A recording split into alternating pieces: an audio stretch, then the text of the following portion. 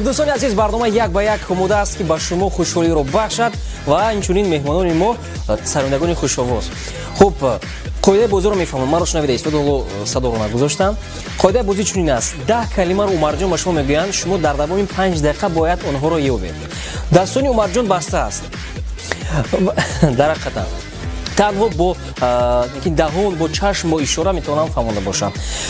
5 دقیقه 10 کلمه، اگر که کلمه رو دریافت نکردید عوض بکن، چون البته در برنامه پیشنهاد دیده بودید. عمر جان حرکت میکنیم که بفهمونیم.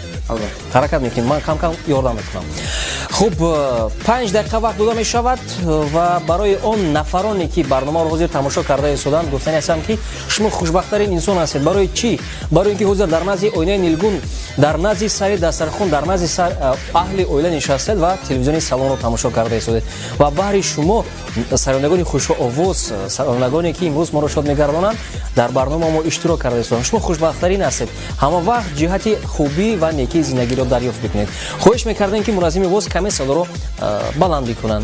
ما حاضر میسنجیم، ما رو شنویده سودان یمکنی بلند بکنند، اگر که امکانیت باشد بلندتر بکنند تا اینکه و نفرانی که باری ندارند که میگن که این ساخته است میتوانید در برنامه ما اشتراک ورزید. هر یکی شما میتوانید در برنامه ما اشتراک ورزید و بر رقم 92 977 93 زنگ بزنید. خب تیار برو فتاپارات چی و یا مامانی فتاپارات صاحب شدی کلمه چی گفت؟ چی گفتن؟ فتاپارات بلندتر گفتن گیری فتاپارات آده صاحب شدی نه ما شما رو سنجیدیم و البته نشنویدید یکون چیز رو. الکه تیار.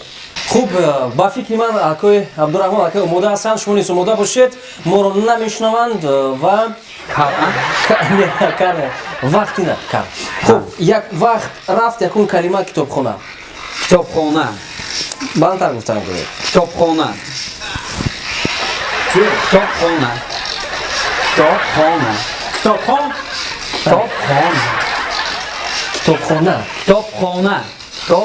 کتابخانه نه گفتن گیرید وقت نسولی وقت هست.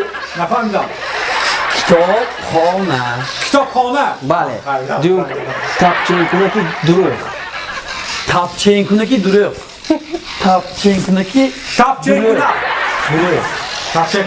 با دویم تابچینکونکی دروغ تابچینکونی دکتر می دروغ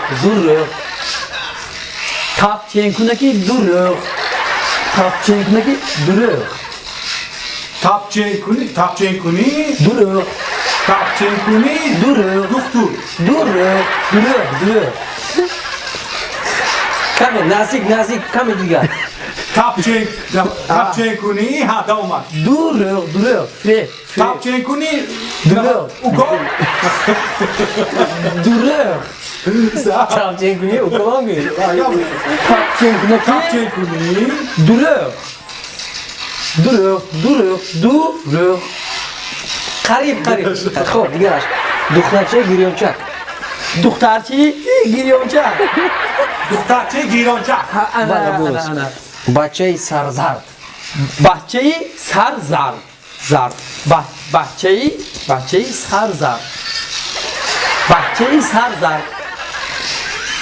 ما بفهمدم بچه سرزرد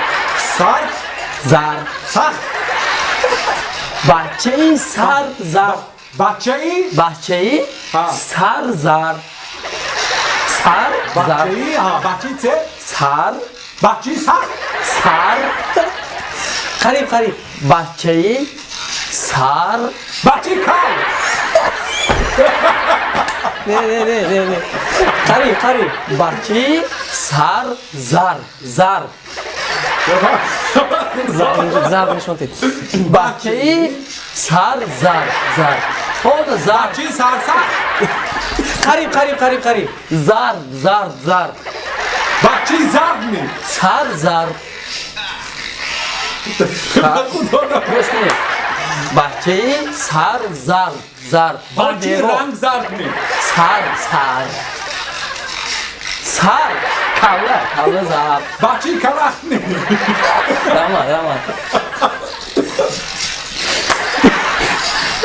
3 دقیقه شده است. تا 2 دقیقه وقت. بچه سر زرد. سر بچه‌ای کله زرد. رنگی زرد. بچه‌ای زرد. همون. بچه سرش دیوال بزدنی. بچه کلش زرد. بچه کلش زدنی. ایواز کنیم 3 دقیقه شد. ایواز کنیم. تلویزیون و رادیوی سلام. تلویزیون و رادیوی سلام. نفهمیدم. تلویزیونی سلام. و تلویزیون و رادیوی سلام. سلامت باشید. هنرمند شایسته. هنرمند شایسته. هنرمند شایسته. حقش از زنت. حسیبی بمزه. حسیبی بمزه.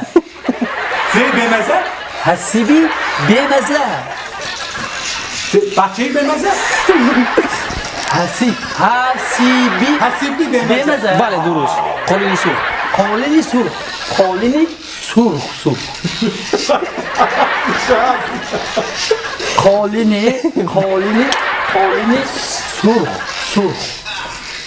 چه نفهمیدم. 20 ثانیه. قالینی سرخ. عالمی 30 ثانیه. آبی. قالینی سرخ. آیله دکتر. قالینی سرخ. بنوایت خوب. دیگرش چه بگم؟ دیگرش میگن سمبوسه الافین. سمبوسه الافین. 10 9 سمبوسه الافین. 6 5 4 3 2 1 تمام. من از این میواز خوش میکنم که صدا رو خاموش کنم. حالا سراسمان نشوید و همینطوری صدان گیرید. مور میشنوید به فکری من سرم رو رفته زدم با اون معنی که رنگی زرد. سرم زدگی نه. رنگی زرد. بچه سر زرد. ریجی گویدی. خوب. بسیار هم خوب. کلمه ها با آخر رسیدند اما متاسفانه نه همه کلمه لیکن به نهایت خوب. قالین سرخ اولوی دختر اولوی شد. اشکی عادلم شد. از جا ارشکلی میبینید. بله تو کدوم اندازه میتوانید شما فهمونده دید بعد عمر جان. شما من به حرکتون خوشی فهمیدم. دوستان عزیز با فکر من بچه سر زدگی با شما پیشنهاد اومد و ادامه برنامه 1 با 1 و این دم نوبت رو با عمر جان میدیم. لیکن پیش از اون که عمر جان نوبت رو دادن چی میشد که با احترام یک ترانه خوبی کلیپ بهترینی کوی عبدالرحمن نورمت و گروه شاهین رود از تلویزیون سلام. البته خود نباشد خودی حضور از تلویزیون سلام ترانه کلیپ بهترینی گروه شاهین عبدالرحمن نورمت برای خوشحالی شما نمایش کرده میشد و پس از یک چند لحظه باز برمیگردیم با برنامه بهترین تلویزیون با یکی از برنامه‌های بهترین تلویزیون سلام 1 با 1. دور نروید چون реклама خیلی هم کوتاه است اما زندگی خوب خیلی دراز است. با ما باشید با تلویزیون سلام.